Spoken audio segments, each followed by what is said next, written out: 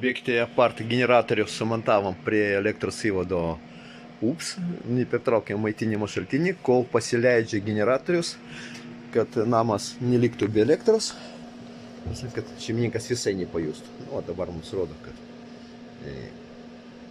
atėjimus iš ESO, eina toliau į namą ir taip pat krauna baterijas šiuo momentu. Galingas pakankamai iki 20 kW apkrovimo.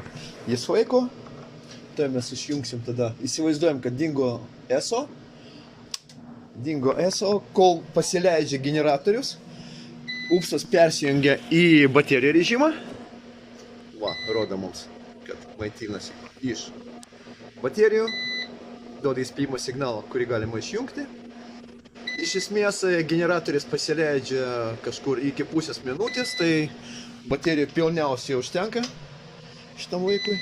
Va. Ir tiek, atsirado įtampa, jis persijungia ir toliau dirba iš tinklo. Tai va toks stiložiukas, jame sumontavom apačioj bloką akumuliatorių, pats UPSas. Ir čia toks prie elektros skydų galima pasidėti irgi kažką pasidėti, jau padėta. Tokie nepertraukiamo maitinimo sprendimai.